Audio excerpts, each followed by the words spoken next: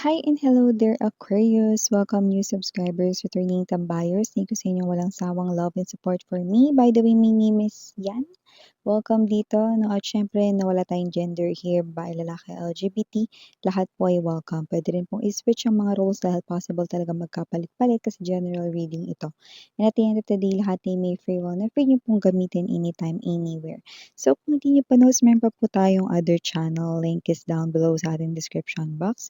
So if interested, i-click lamang yan na para kayo ay mapunta there at araw-araw ay nag-upload tayo ng collective readings for all signs doon. At syempre, just take only what resonates at tandaan ninyo may free will kayo na kung gusto nyo i-claim ang mga messages or hindi. Cross-watchers ni Aquarius or may Aquarius placement sa natal/birth chart, welcome din kayo. So let's go ahead and check these messages right here for you, Aquarius. Archangel Michael, thank you so much, angel guides. Can we get messages right here for Aquarius, please? What does Aquarius needs to know? What does Aquarius needs to know? Can you please show me? Aquarius.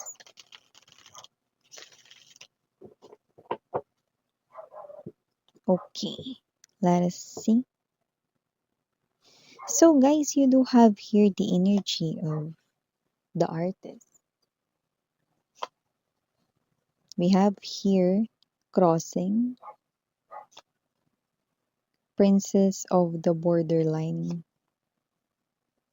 communion, thinker, rising. Bottom of the deck, we have here the fox, waiting in reverse, and longing. Okay.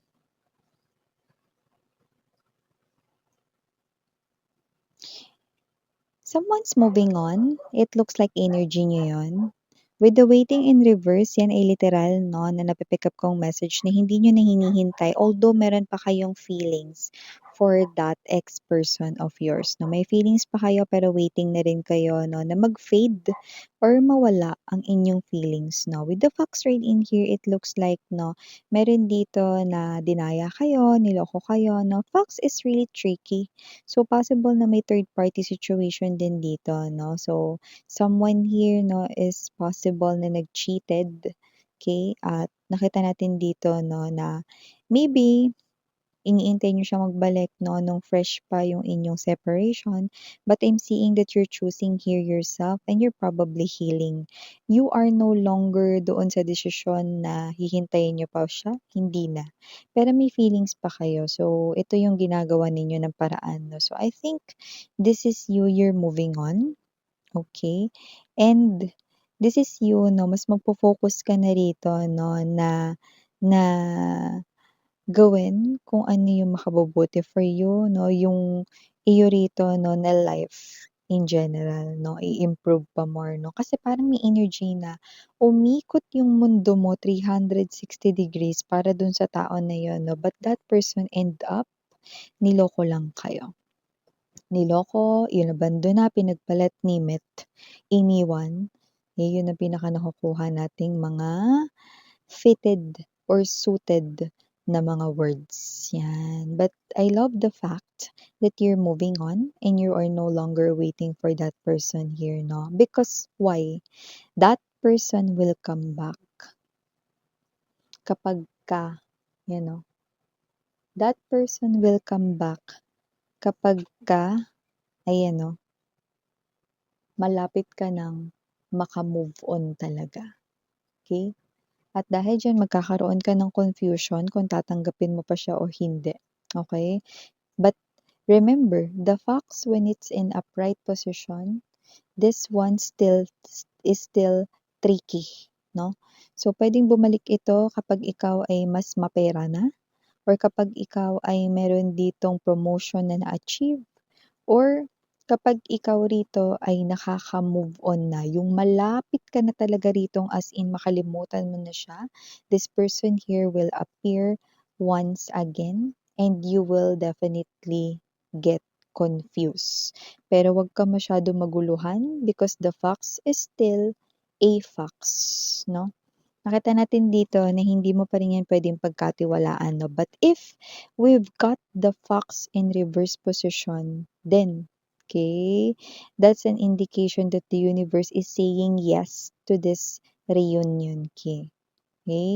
Pero kung sino man 'tong energy na ito 'no, hindi niyo siya puwedeng pagkatiwalaan dahil meron lang din siya ritong kailangan mula sa'yo, okey? Basta move forward, 'wag ka ng lumingon sa past, 'yan 'no, lalo na ang iyong person ay tricky person. Iba pang mga mensahe para sa'yo 'no, mukhang kayo ito na nag-iisip kayo rito na magtrabaho sa ibang bansa or sa malayong lugar or sa iba naman, 'yan 'no. Meron kayong iniisip na gano'n 'no, at nakikita ko rito na kung ano man 'yan, possible na may offer din kayong natanggap. Baka may offer kayo 'no, na kayo mismo ay inanyayahan 'no or inimbitahan 'no, ng puwedeng do'n mismo nagtatrabaho. Baka nakita kung paano kayo mag-work 'no, or baka nakita rito yung talent ninyo, just take how this resonates 'no. It is something here na parang jump into another opportunity. Puwedeng palit ng kumpanyang pinagtatrabahuhan or maaaring magpalit ka ng trabaho, career or job. Puwede rin naman na ibahin mo yung location ng iyo rito 'no, na shop or business, just take how this resonates.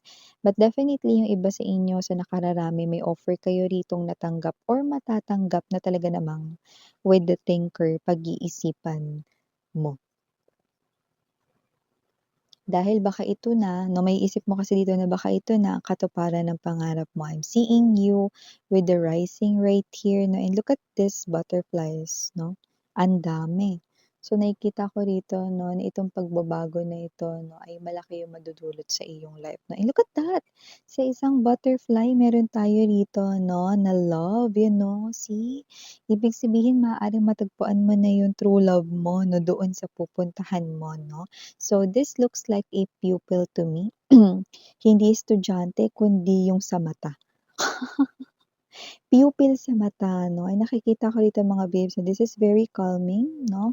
So, possible na 'yan ay merong lahi na puwede rin siya ay half foreign or baka foreigner siya but doesn't have to be. Pero 'yan ay high vibrational energy 'no, na ibig lamang sabihin 'no, foreigner man siya or hindi. May bago kayong mamimit din dun 'no.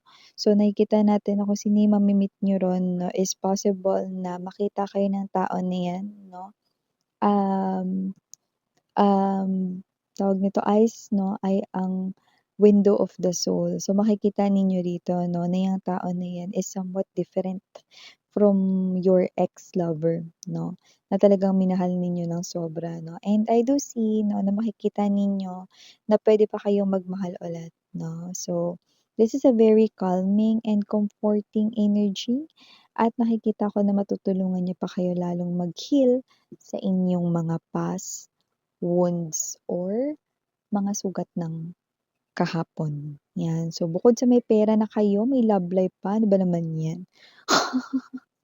So, maliban diyan, Aquarius, nakita rin ako dito ng energy na posibleng meron dito kayo na makilalang bagong friends sa kung ano man ito na inyong hobbies or interest 'no. So, puwedeng meron kayong a-attend-nan na parang workshop, seminar, or whatsoever. Nakikita kong bukod sa knowledge at information 'no, na maga-gather ninyo at nag-enjoy kayo diyan, kasi alam ko na parang gusto niyo 'yan, related sa interest ninyo. Meron rin kayong mga bago ritong maa-accumulate na mga friends 'no. At nakikita ko rito 'no, na mas mag-e-engage pa kayo more 'no, sa mga activities na related sa inyong interest at dahil diyan makakatulong 'yan sa inyong well-being and growth, 'yan 'no. Dahil mare-redirect ang inyong isipan dito sa inyo rito 'no, na newfound interest 'no, with newfound friends na rin, 'yan 'no.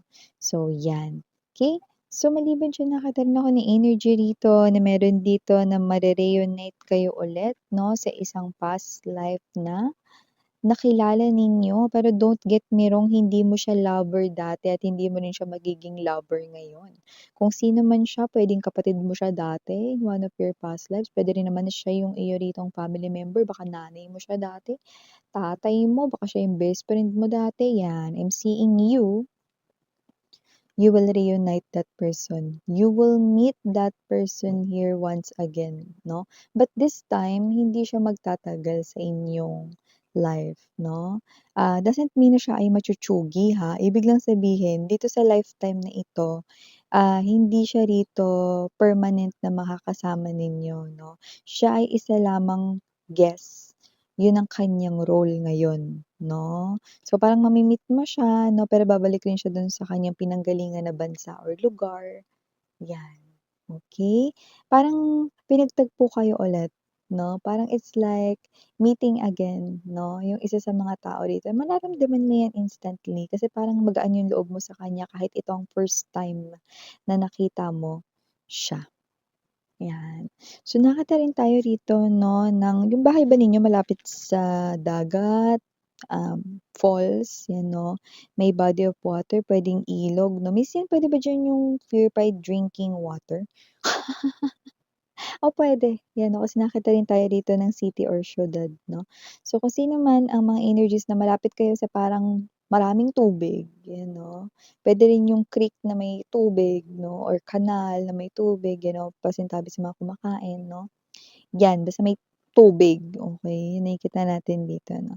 May energy dito mga babes 'no, na possible na meron dito na dumating na visitor sa inyo 'no, na posibleng yang visitor na 'yan 'no, is possible rito 'no, na makita mo pa 'yan ulit, 'yan 'no. Baka naman yung rider 'yan nagde-deliver sa'min miss 'yan, hindi ha. Lalo na kung iisa lang naman yung rider na nagde-deliver sa inyo. Iba ito 'no, ito yung klase ng energy na minsan mo lang 'to makikita 'no, pero makikita mo siya ulit 'no. At sa pangalawang pagkakataon na makikita mo 'to ulit 'no, nakikita ko rito na meron siya rito na parang, ibibigay sa'yo 'no, na present 'no. Hindi ito isang klase ng bagay na like bibigyan ka niya ng iPhone or whatever 'no, hindi gano'n 'no. Makikita mo siya ulit pero parang bibigyan ka niya dito like opportunity. Puwedeng makita mo siya doon sa, pag-a-applyan mo na trabaho, 'yan o baka siya yung mag-interview sa'yo or puwedeng makita mo siya mga babes 'no, do'n sa isang klase ng lugar kung saan parang ganito yung nakuha ko rito. Kunyari isa yung shop 'no, and eh, kayo ito na parang magpapa-reserve kayo kasi yung item na gusto ninyo parang dalawa na lang ata, ganyan 'no. So, parang dahil na-meet mo na nga siya for the first time 'no, puwede mong mapa-reserve ngayon yung bagay or gamit na gusto mong bilhin. Nakuha mo ba? Parang may favor siya rito 'no, opportunity-ng ibibigay sa iyo 'no, for the second time na mami-meet mo siya, 'yan 'no. So, may gano'ng klase ng energy, okey? So, ito yung mga messages right here for you, Aquarius. Thank you so much. Again, I'm Yuriana Oni. Sarang Heyo, Love and Light. Annyeong.